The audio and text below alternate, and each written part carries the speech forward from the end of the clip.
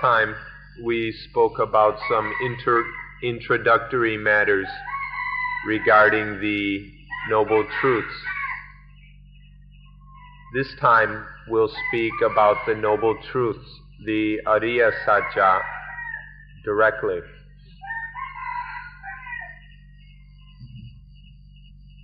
Something of great importance that we must examine from the start are the words Ariya Sacca themselves. Most of you have only heard the words Noble Truths, and for us there's still quite a bit of doubt whether or not the words Noble Truth are a sufficient and proper translation of Ariya Sacca. So we should look at these words as the first thing. The word noble generally can mean something like excellent, exalted, honorable, respectable. However, the word Ariya has the meaning to be without enemies. Ariya means without enemies.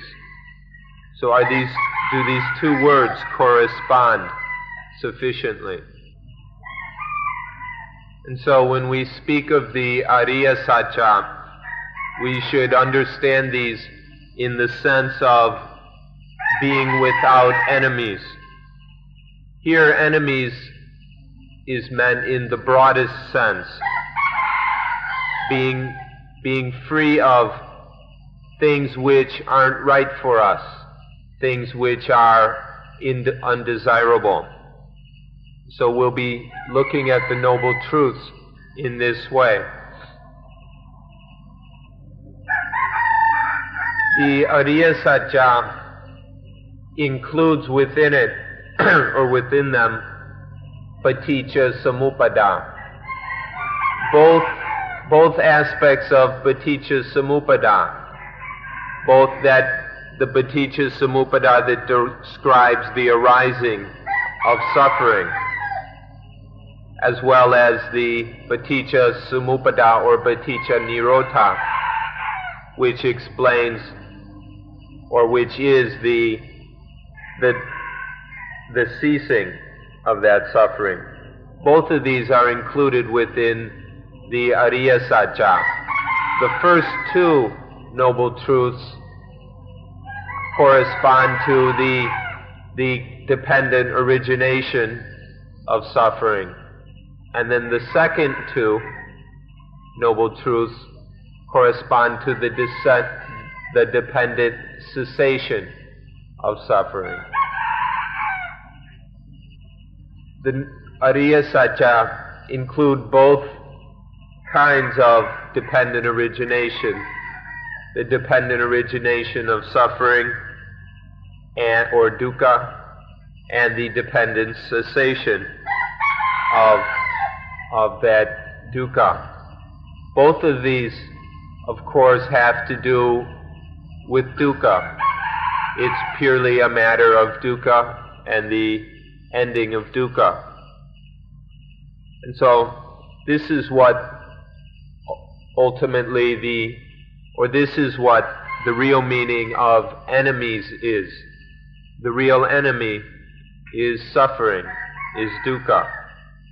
And so we should fully understand what is meant by dukkha as from the beginning.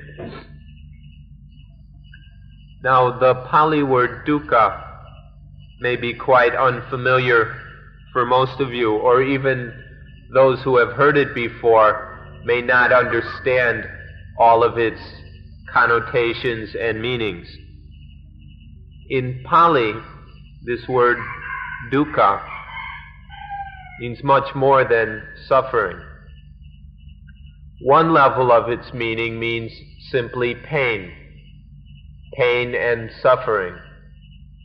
But the second meaning is ugliness, to be completely ugly, thoroughly ugly.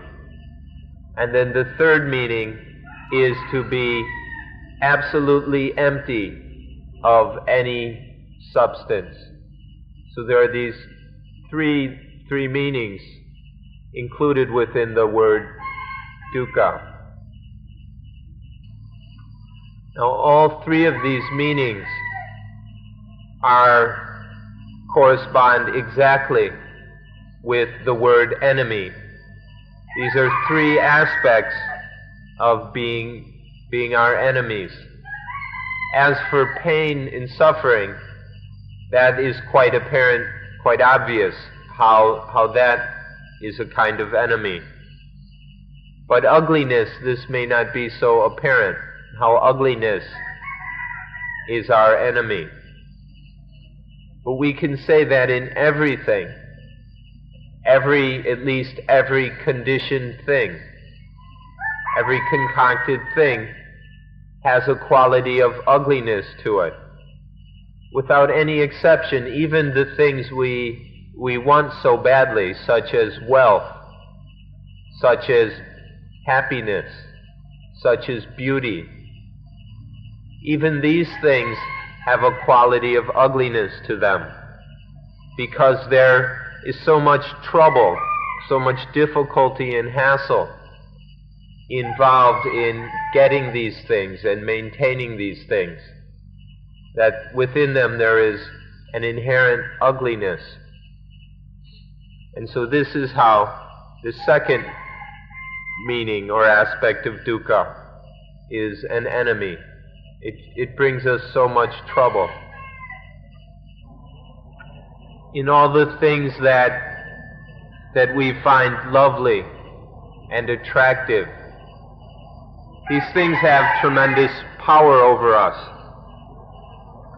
and they have a tremendous pull. Things like wealth, power, fame, sex, beauty, there are all these things that we want so badly.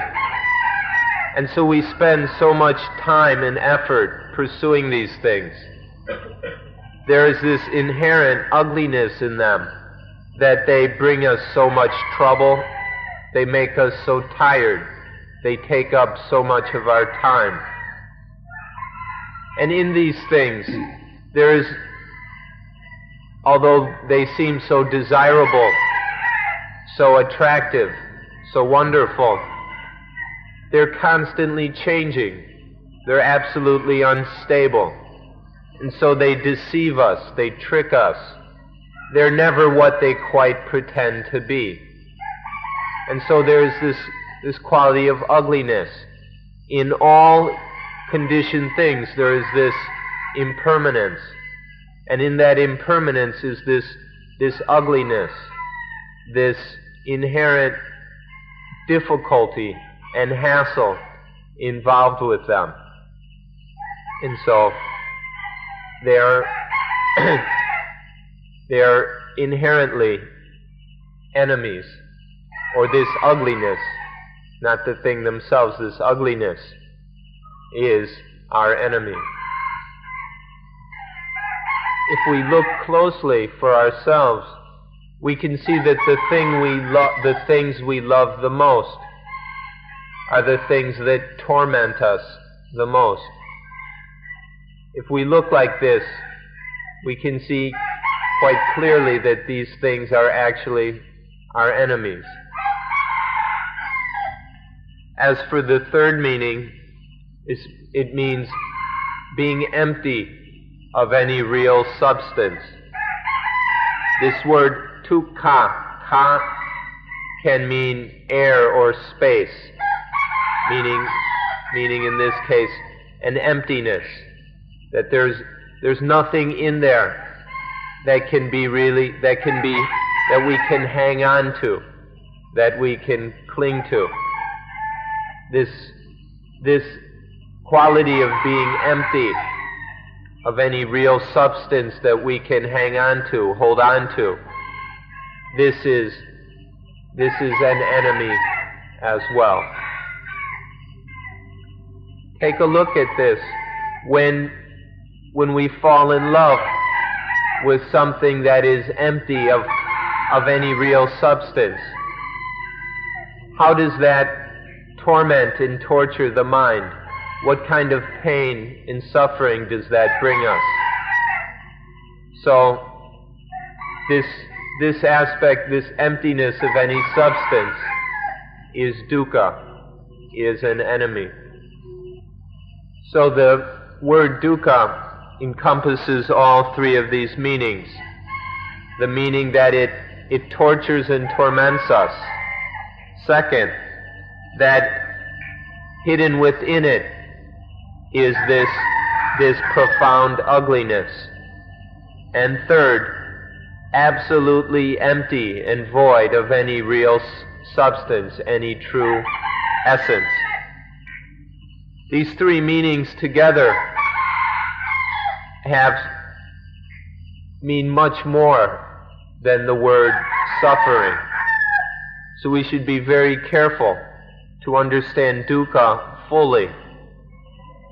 Or if we want to use the word suffering, we should use it or understand suffering to mean all three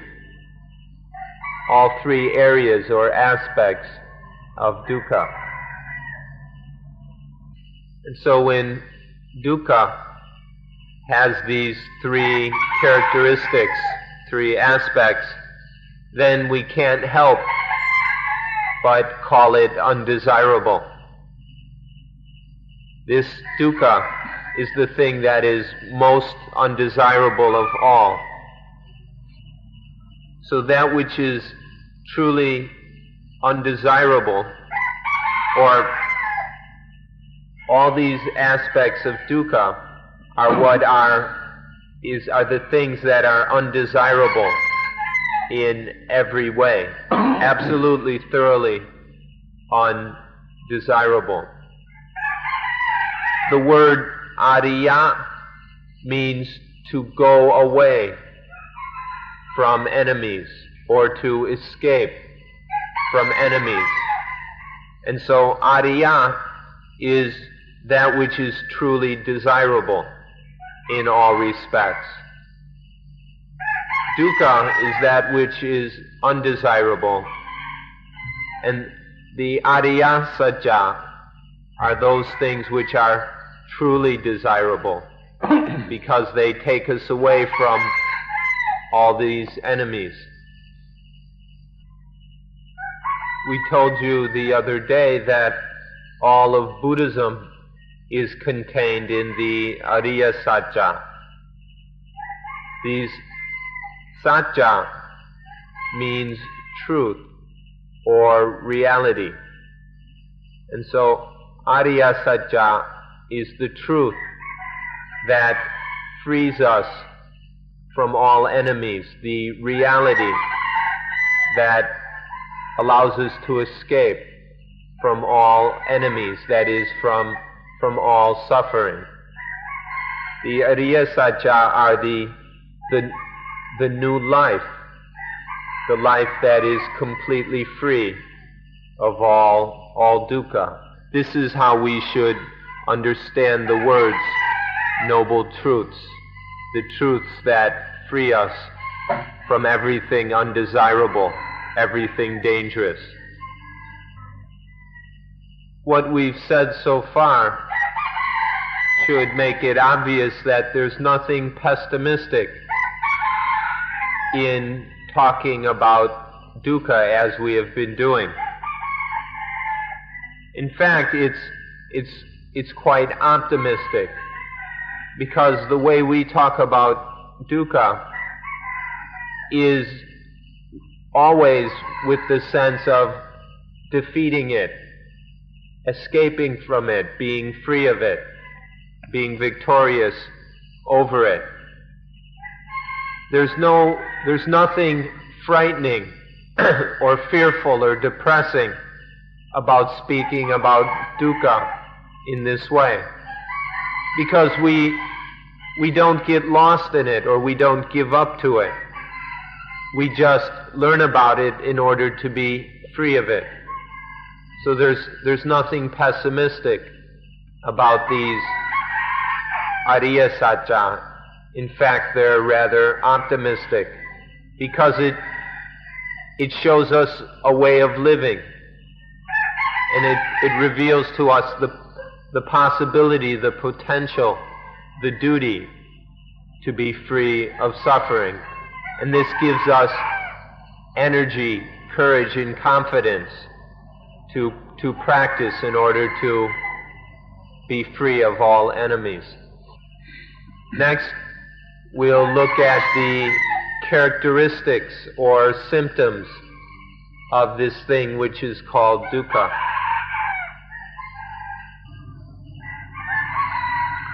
The first characteristic is a very natural one that happens naturally for all living things. These are the characteristics of birth, decay, disease, and death, or birth, illness, aging, and death. These are things that happen naturally for all of us. And there's really, in these things, there's no inherent problem. But there are many people who foolishly say that birth, aging, illness, and death are suffering, are dukkha. But this isn't really true.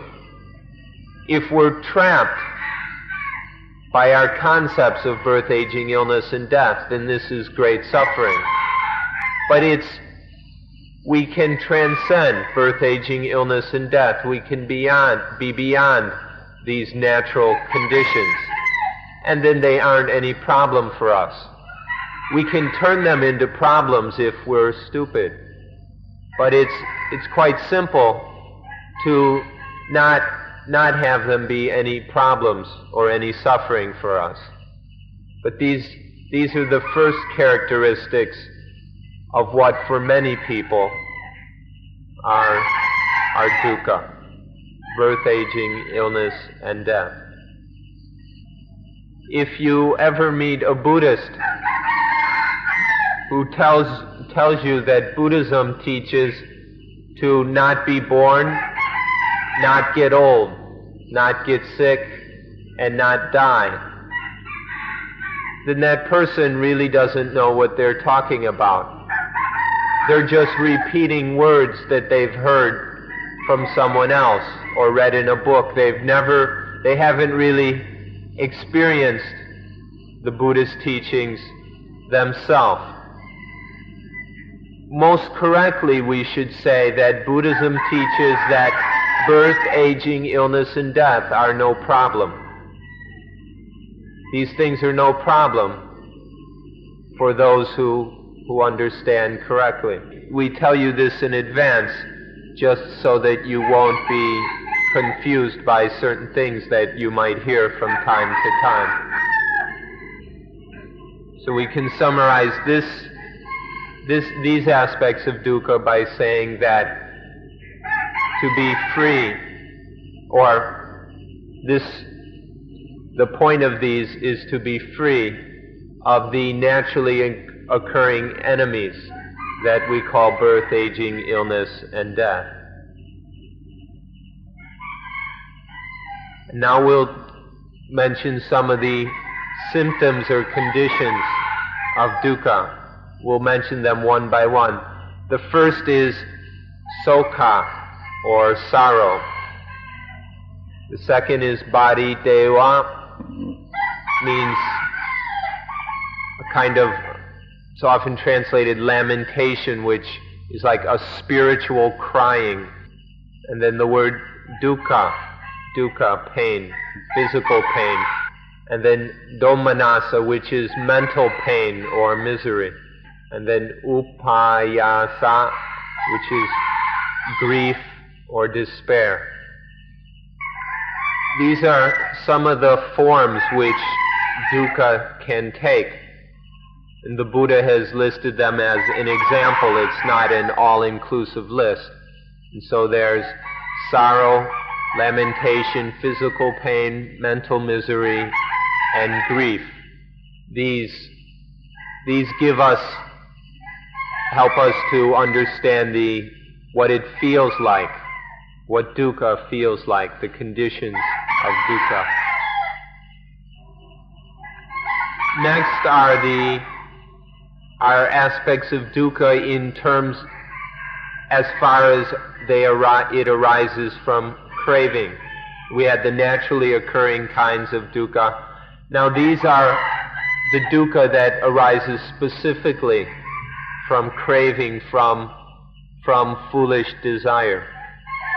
The first is experiencing things we don't like.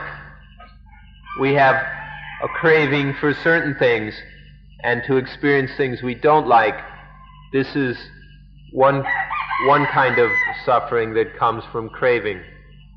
And then there's being separated from the things we love and like. This is another kind of craving or pain and misery that comes from our craving. And then last is not getting the things we want. These three things, experiencing the unloved, being separated from the loved, and not getting the things we want, these are aspects of dukkha that arise from our foolish desires, our blind craving. And so you ought to work on this until you understand it for yourselves. Experience, feel it for yourselves within how experiencing things we don't like, being separated from the things we do like, and not getting what we want, how all three of these are dukkha, how all three of these are enemies to us. And then there's one more, the most profound meaning of dukkha, which the Buddha said in the summary or the bottom line of all dukkha comes down to upadana. Upadana is foolish attachment, to grasp and cling to things foolishly, ignorantly. The Buddha said that, in short, all dukkha comes down to attachment in life, from attaching, grasping and clinging to life. Life here can be analyzed into 5 basic aspects or functions: body, feeling, perception, thought, and consciousness. These 5 aggregates of life or functions of life, when any of them individually or collectively are clung to, then there is dukkha. So the Buddha said, in short, all dukkha is attaching to the 5 aggregates of life, the 5 functions of life. And so we must beg all of you to do your best to understand these 5 things, which we call the khandhas or the aggregates. These are the aggregates of life, the things that make up life: body, feelings, perceptions, thought, and consciousness.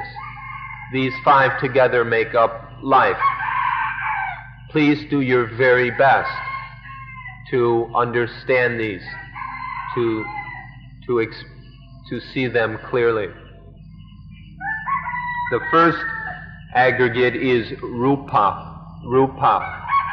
often translated form, or more simply just body. Rupa is all the physical, all the material parts of life. All the material components are rupa. Sometimes we can say the corporeal, the bodily aspects. In the body there is a nervous system. There are the eyes, ears, nose, tongue, the body meaning the skin as a sense of touch, and the mind sense or the heart. This is the real meaning of rupa. This is in one sense, it's just the superficial aspect of life, the lowest part of life. But it still requires great attention. It's very important because the body, the eyes, ears, nose, tongue, body, and mind, this is the foundation for all life, and so is the basis of all dukkha. The word rupa has a very interesting meaning for us.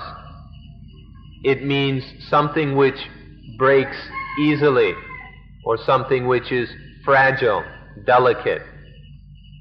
And also this implies that it breaks all the time.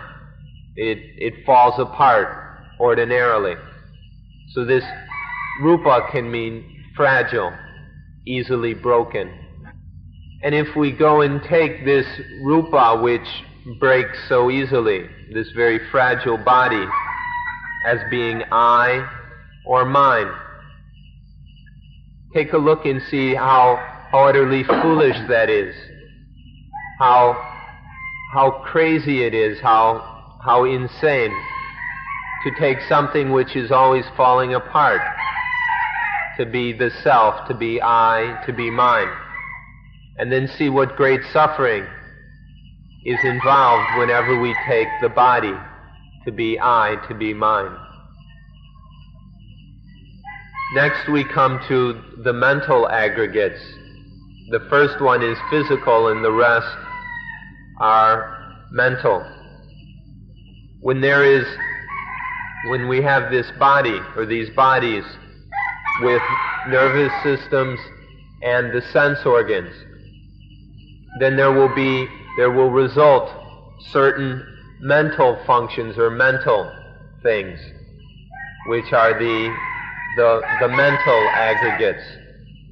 The first of these is Vedana. Vedana. It's translated feeling, but one must be very careful to understand the special meaning of Vedana, which is not what is much more subtle than what many people take to be feeling. Vedana is the very subtle,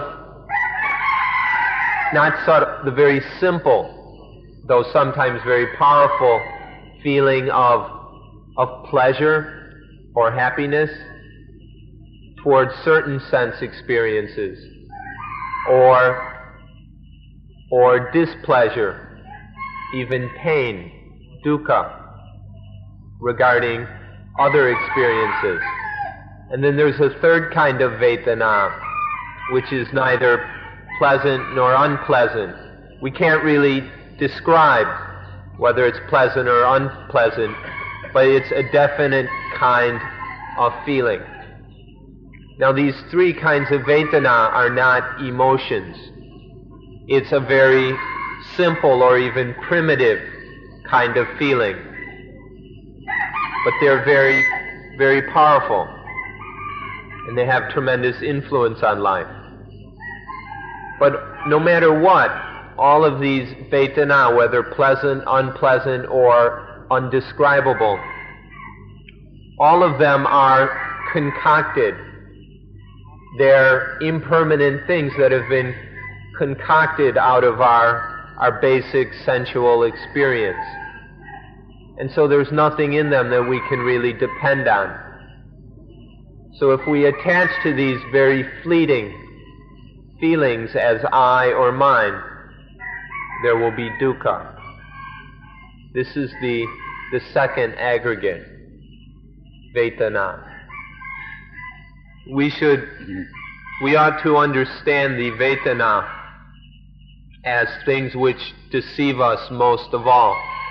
There's nothing that tricks us like the Vedana. Pleasant feelings deceive us into falling in love. As soon as something is pleasant, we like it and we fall in love with it. Things that are unpleasant deceive us into disliking, into anger, into hatred.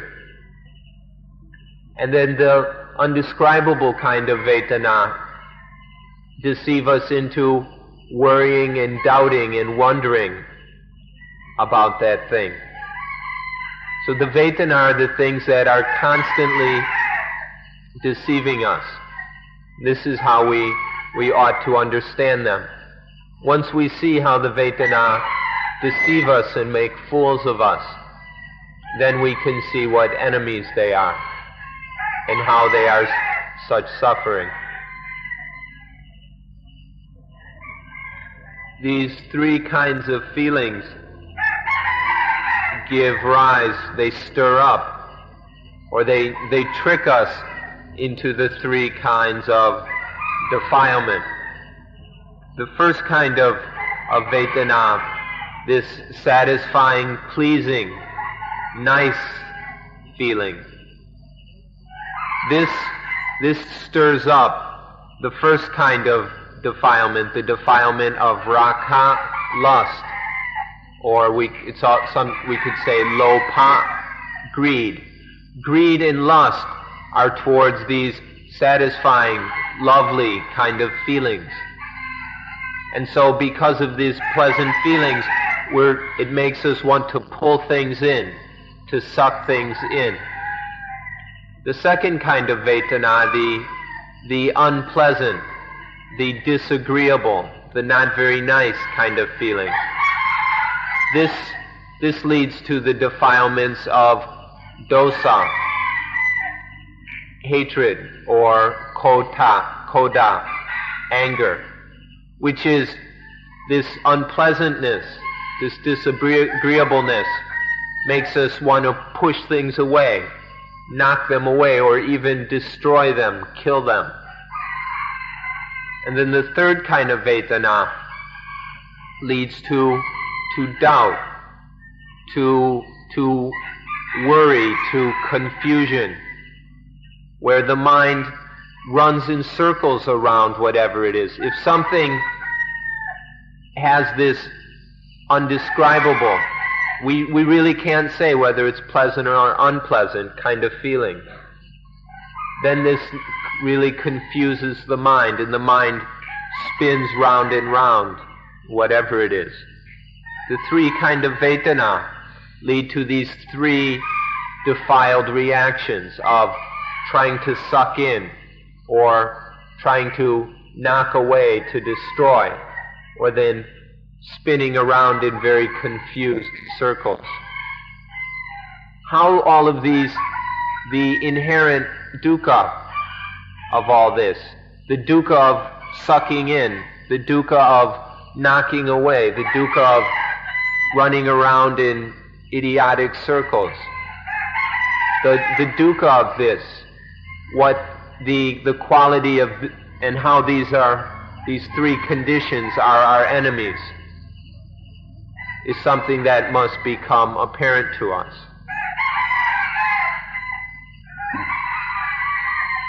All the problems in the world can in fact be traced to the Vedana. The tremendous power of the Vedana to deceive us gives rise to all the problems that exist in this world. So these Vedana are dukkha. There is tremendous ugliness in them. So we ought to observe them carefully in order to understand how the Vedana are our enemies.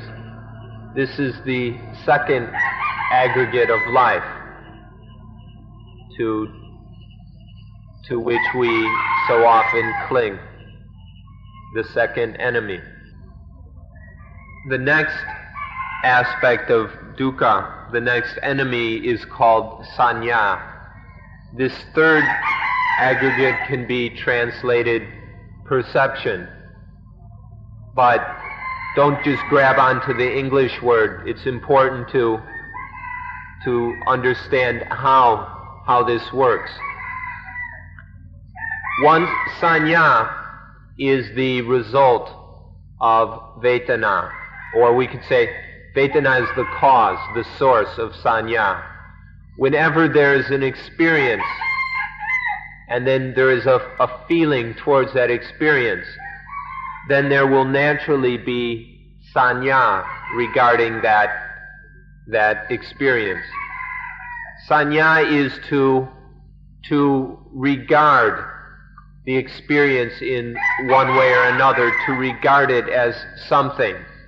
This means such as to take it to be beautiful, take it to be ugly. It's a kind of discrimination which the mind will naturally do towards anything that is felt. Once this happens, once the mind discriminates or perceives it as beautiful or ugly, as tall or short or whatever, then also will come in, once this is done, if it is done firmly, this becomes memory. That thing is then, that label, that discrimination is stuck away in memory.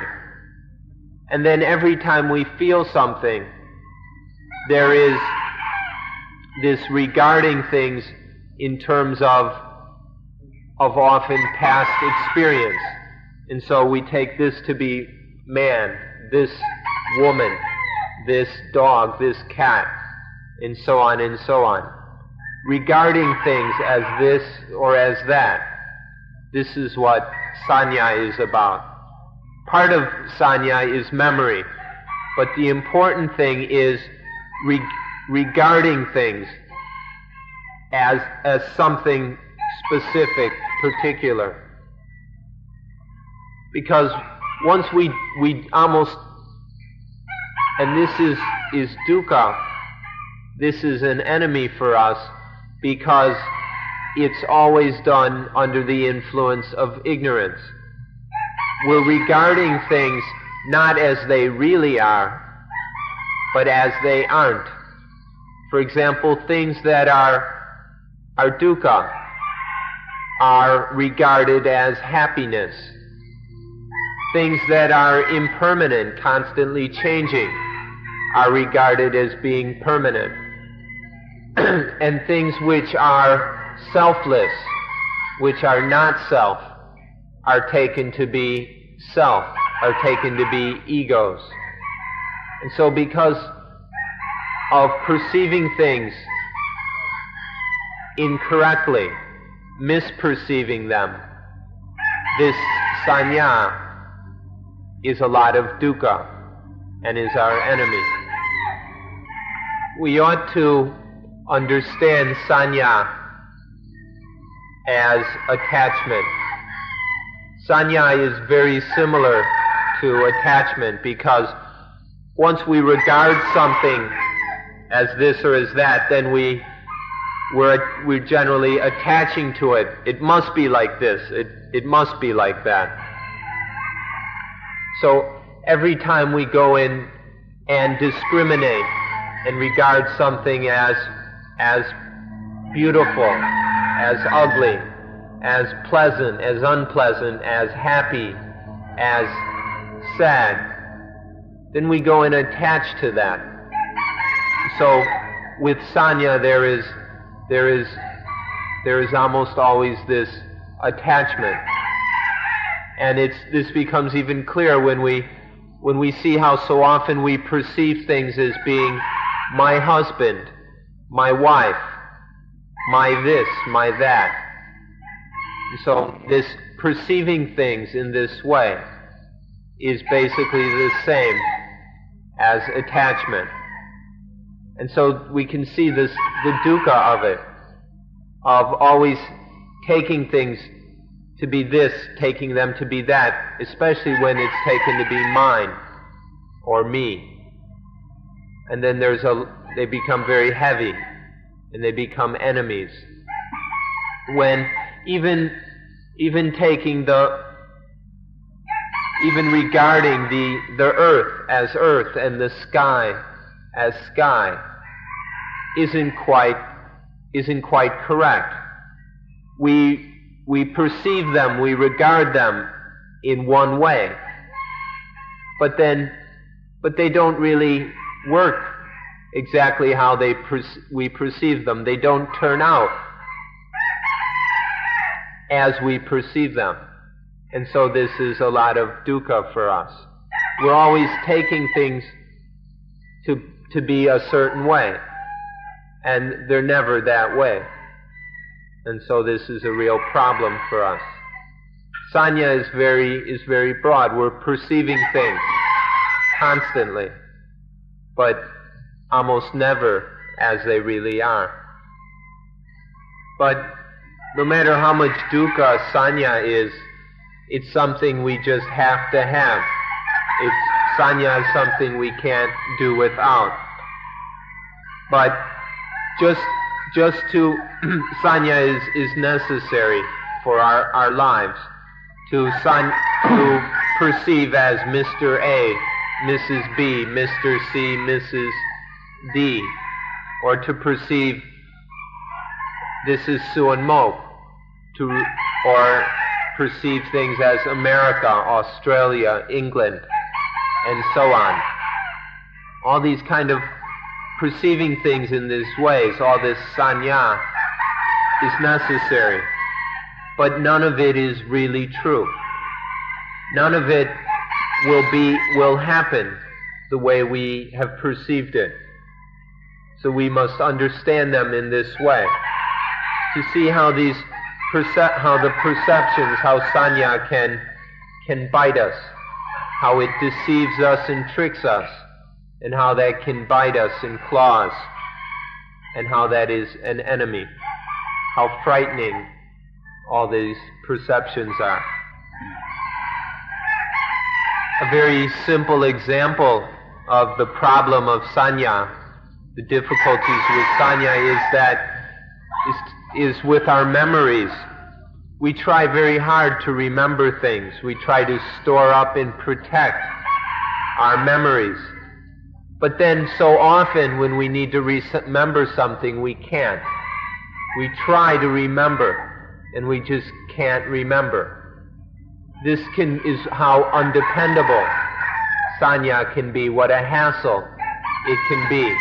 It's not the way we want it to be. We want to remember, and we can't. This is a very simple example of the dukkha of sanya. But sanya is really much more than memory. In fact, the essence of sanya is not really memory. Memory is more of a result. We remember things. We remember the things that we have regarded. First, there must be this discrimination and regarding of something as this or as that, as man, woman, tall, short, good, bad, whatever. Once we've discriminated and regarded it in this certain way, then we store that as memory. But the real important thing to see is this discriminating regarding. It's a kind of labeling. That's the essence of sanya, and we can never really depend on it. Things are never the way we regard them. And so there's always a kind of frustrating, undependable dukkha to it all. The biggest, most enormous kind of sanya, as well as the lowest, most foul and despicable sanya, is that of atta sanya, perception of self, or regarding things as self. Atta means self. This is the biggest problem, or this is the whole problem of sanya, that we are always taking things to be self. We're perceiving things as selves, as separate entities, and then regarding them accordingly. We actually believe that I'm a self, this is a self, that's a self. All these selves all over the place. And then this becomes the foundation for all the rest of Sanya. Descartes came up with the line cogito ergo sum. I think, therefore I am. But there was nothing really original about this. Much earlier, when mankind began to perceive things as self, then just to think that I exist just because I think is to regard the thinking as self. So Descartes was just putting into words something that had been going on for thousands of years, this regarding things as self. This is the whole problem of Sanya. This is what makes it so heavy. And this is how Sanya can bite us and claw us and torment us, because we're always regarding things as self. Mind and body, this mental and material combination that makes up life. It can experience, it feels, it can think, without there being any need for any self. Please don't believe Descartes that says because we think there must be an ego or a self, that I must exist. It's a very natural process that the body and mind experiences, feels, and thinks. It doesn't depend at all on any kind of ego or self. But because the way we do experience and think, because of ignorance, we go and assume that there must be a self in there. And so we perceive things as selves. And then this bites us, this causes all kinds of troubles and hassles in life. But in fact, there's no real self or ego there, so there's no need to believe what Descartes says. We shouldn't assume that just because we think there must be a self. We should look at thought and see how it really works before making assumptions. And so this is the third of the aggregates that we cling to, the third kind of natural function that we turn into an enemy because of our own misunderstanding, especially this misunderstanding of self, that things are ourselves. The fourth aggregate of life is called Sankhara, in Thai Sangkhan, in Pali Sankhara.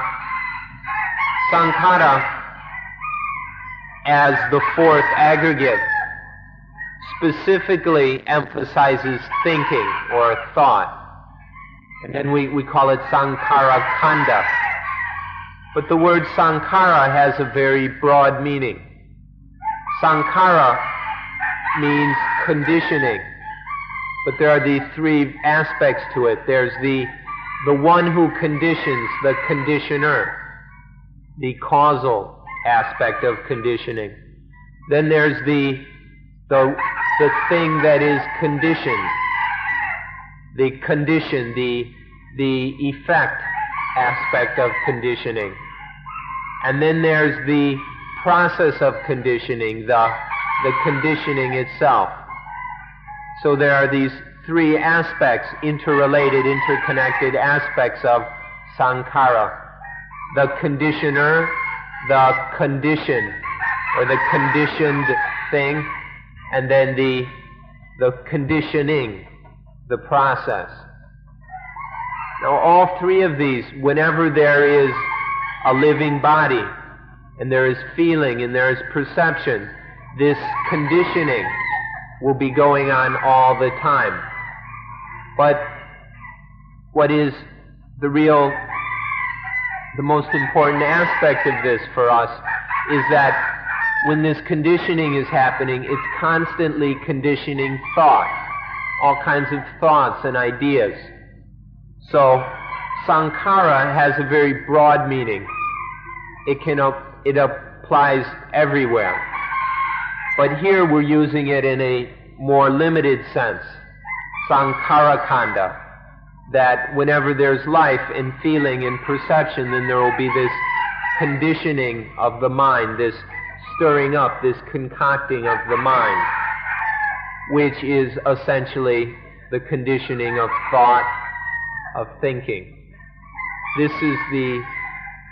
And then once this thinking takes place, we go and regard it as being self, as being I. We think about things in terms of I. We think, and so we think that I am, I exist. And so this is the fourth enemy, the fourth thing that bites us. It's quite pathetic in a way that in Thailand and maybe other countries as well, the word sankhara is only understood as meaning the body. For many Thais, if they say the word sankhan, they just mean the body. This isn't completely wrong, but it's not very correct either. It's just a little bit correct. Sankhara, in the broadest sense, includes the body, but there's much more to it than that. And to think that sankhara is just the body is to miss the most important aspect of it. Sankhara we can understand it in terms of the things being stirred up, or the creation and then the dissolution of things. This is sankhara, things being created and then they dissolve. This arising and passing away of things is the essential process of sankhara. A word that can help us to understand this is the word conceive.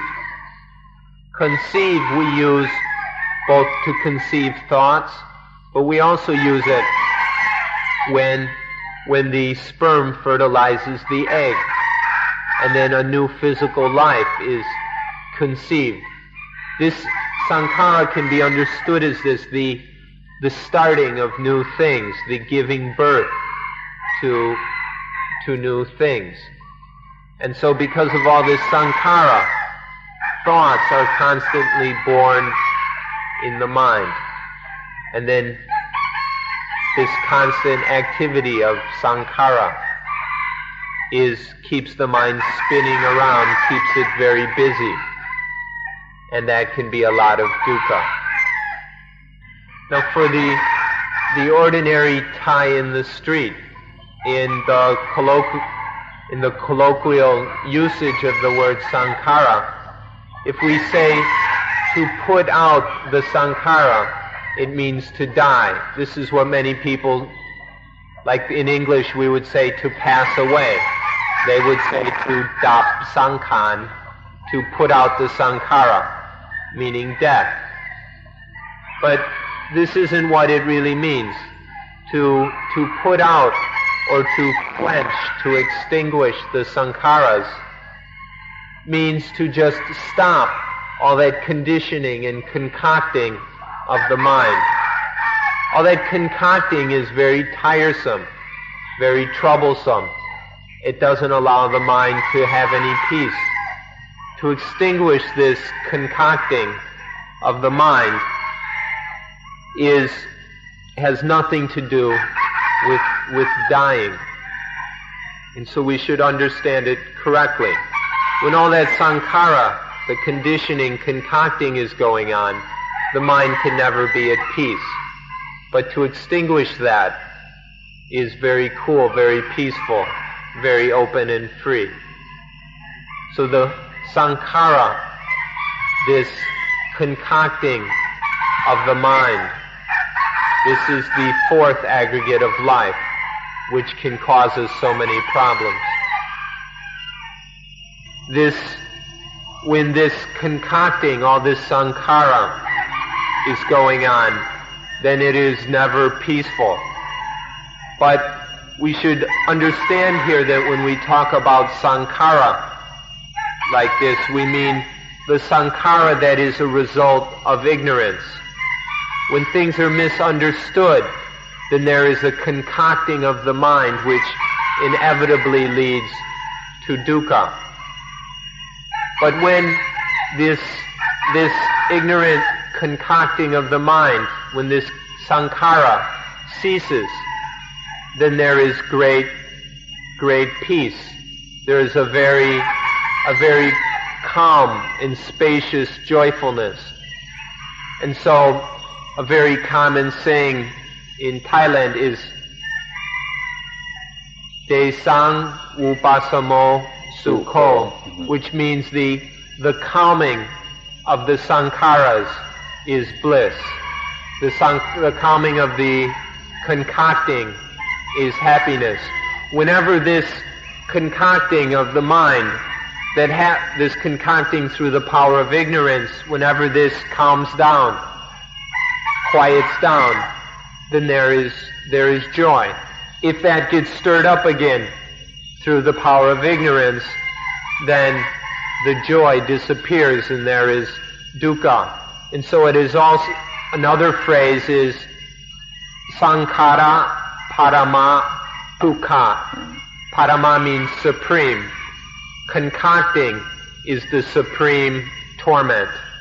This constant stirring up and concocting and grinding and spinning around of the mind is the ultimate dukkha.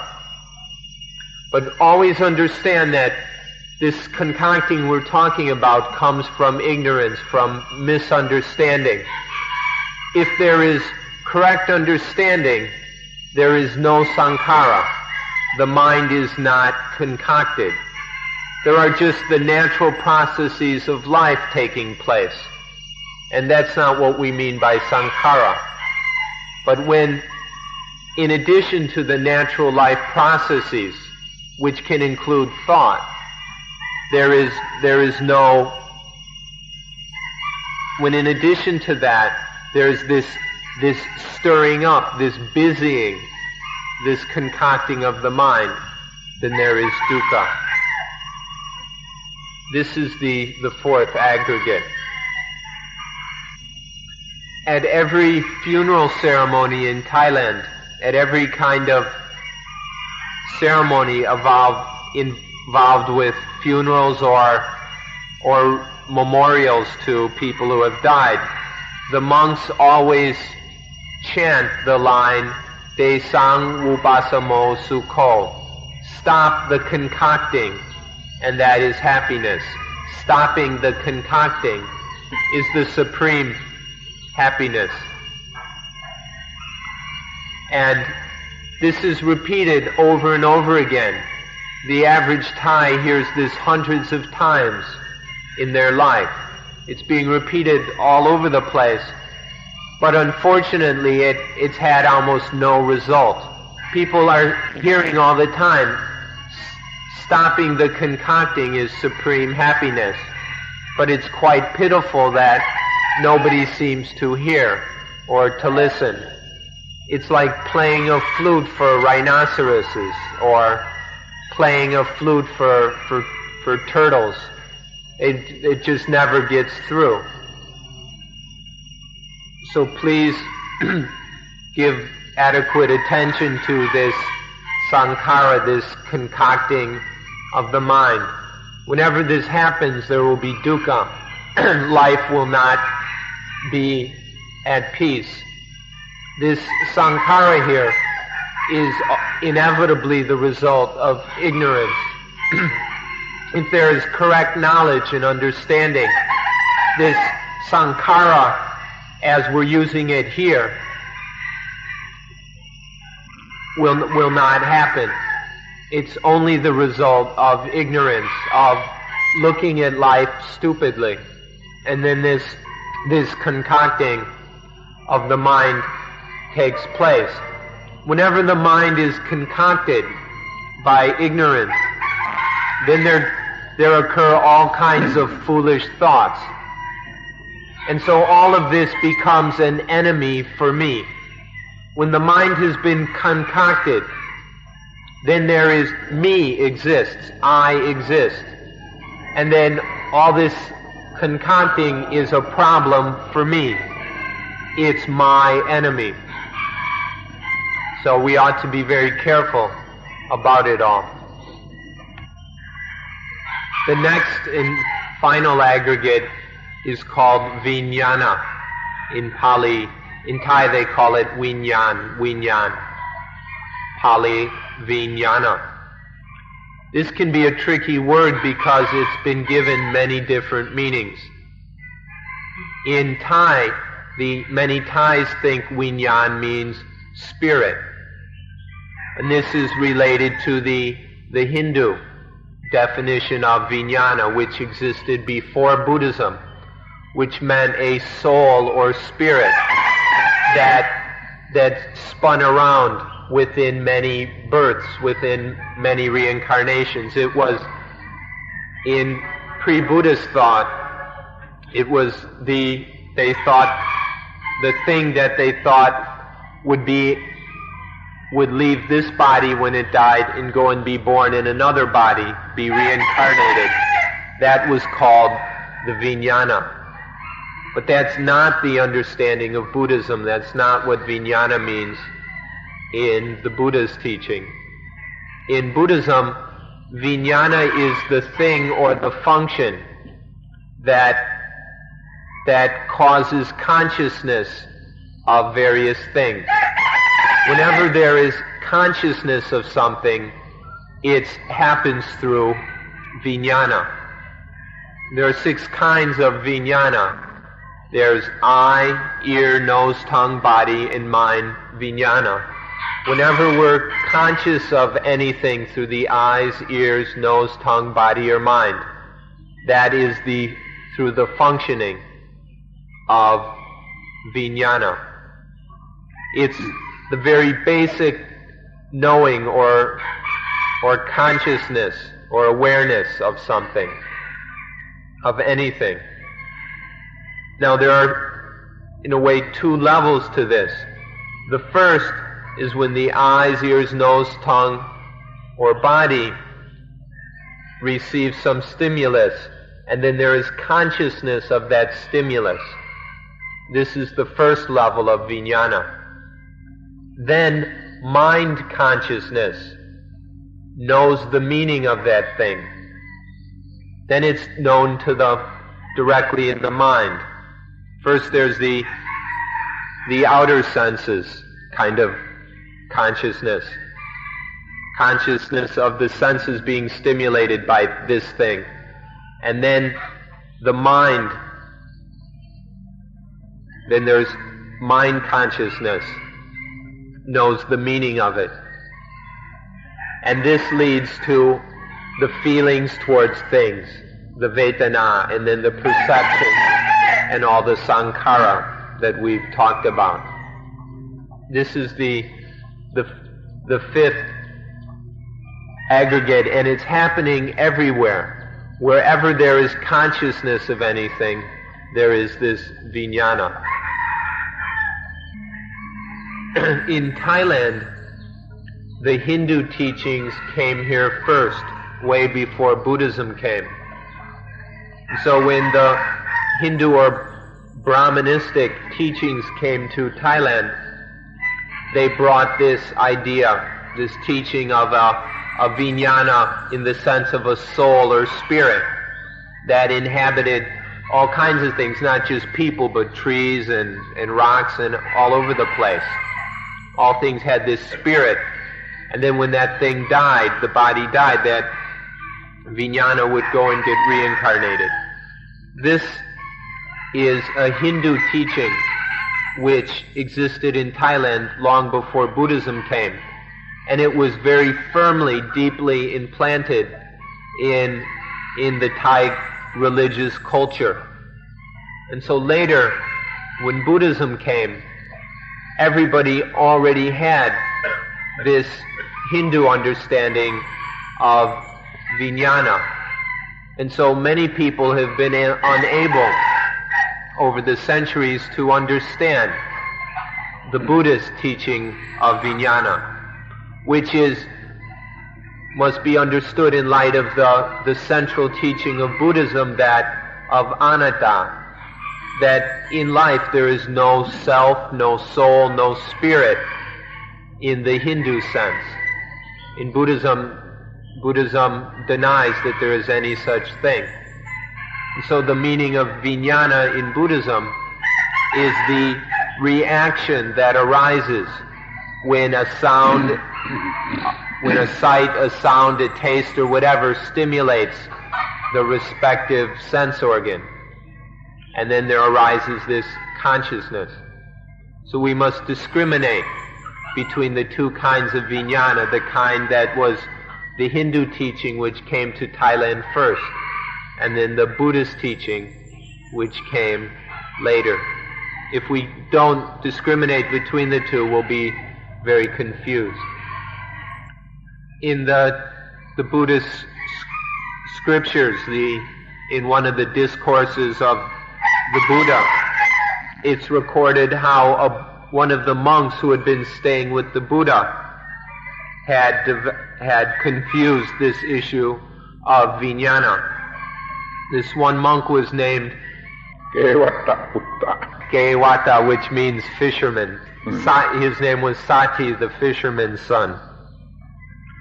This monk had the opinion or the understanding that just this vijnana speaks, or just this vijnana thinks, speaks, and dies and then goes to be reborn somewhere else. He was going around saying this, that it's the vijnana that thinks, that speaks, and that goes and gets reborn somewhere. The monks heard him saying this, and they went to talk to the Buddha. They reported this to the Buddha, and the Buddha called him in for a little talk and asked him, what is your understanding of vijnana? And the monk told him. And the Buddha basically said, you've got it all wrong. In this teaching here, vijnana is something that arises right here as a reaction to stimulus of the eyes, ears, nose, tongue, body, and mind. Whenever there is a sense stimulus, there arises vijnana. According to this monk, vijnana was some everlasting thing that was always there. And this is directly this is directly against what the Buddha was teaching. So these were quite strong words of the Buddha to show that this monk had been living with the Buddha and had gotten such an important point completely wrong. And so it was a bit embarrassing for that monk, and he became very depressed. And this shows that even people living with the Buddha himself had trouble and could confuse this point of vijnana. But what's very important is to see that vijnana isn't some lasting substance as it's understood in just about everywhere. This is the common human understanding. But that vijnana just arises. It's just this awareness that arises with the stimulation of the senses. This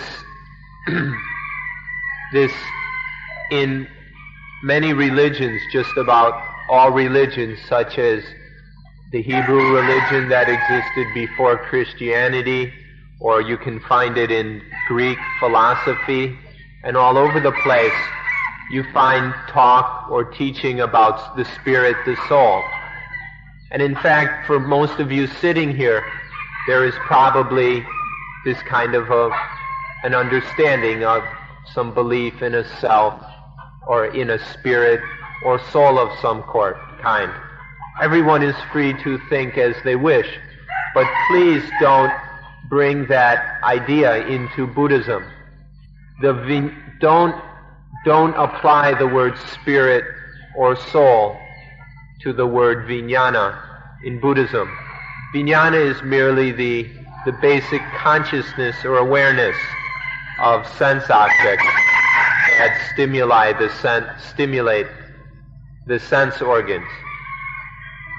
Now, because if we confuse this issue, it will be very, very difficult for us to ever understand religion. This whole question of vijnana and all the very many interpretations given to it make it very difficult for us to really understand spirituality. And if we don't understand vijnana correctly, then it is impossible to ever quench dukkha. We'll always be tormented by dukkha as long as we misunderstand vijnana. If we take this vijnana to be some kind of spirit, then it will be like a ghost which will keep haunting us, keep tormenting us.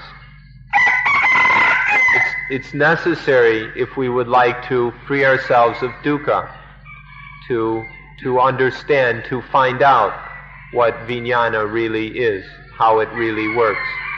But for most of the time, it's deceiving us, it's tricking us.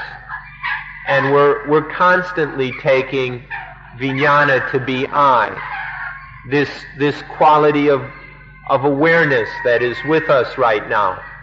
We're identifying with it for the most part as I see, I hear, I smell, I touch, I taste, I know. All this attaching to vijnana is a very deep-rooted habit, and which turns vijnana into an enemy. It makes vijnana bite us, makes us suffer. So this is why I requested earlier that you try your best to know, to understand these 5 khandhas.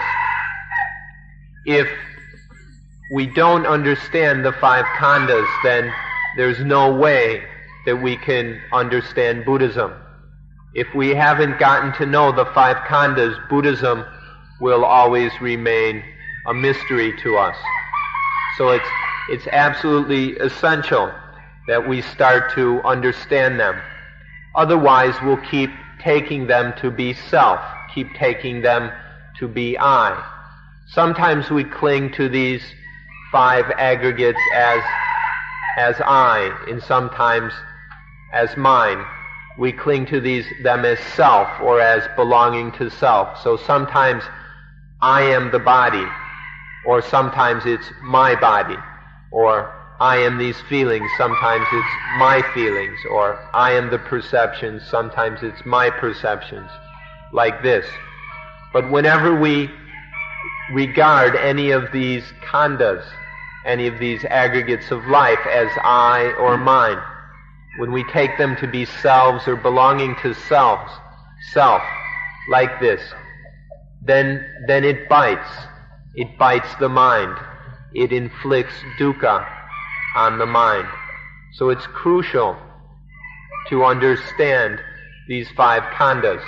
If we really understand them, if we really see them as they are, we'll see that they are not self, that none of these khandhas, or any combination of them, or anything outside of them, can be taken as I or mine. Only by knowing the khandhas thoroughly can we understand Buddhism. Until this happens, this will create endless problems for us. We'll keep grabbing onto these to various aspects of life as I or mine, and that will bite, and that turns life into our enemy. And so this is why the Buddha said, Sankitena Pachupana Danakanta Dukkha. This was, the Buddha said, if we speak concisely, the 5 aggregates that are attached to are the essence of dukkha. In short, all dukkha comes down to these 5 aggregates when we cling to them. So this means that the essence of dukkha is attachment, or the Pali word is upadana. Whenever there is upadana in any of these 5 functions of life, then there will be dukkha. He used the word, the pancha, which means 5, upadana kanda, the aggregates of clinging, or these aggregates that are clung to, attached to. This is the essence of all dukkha. Sankitena Bachupada Nakanda Dukkha. All dukkha comes down to these 5 khandas that are clung to. So the key word here is the word upadana. It's not so much the aggregates themselves, but this upadana. And in Buddhism, this can be a tricky word to understand. So we'll give of the best definition we can of it. Upadana is to regard something according to the power or of ignorance, or whenever regarding something under the influence of ignorance. That will be attachment, that regarding things through ignorance.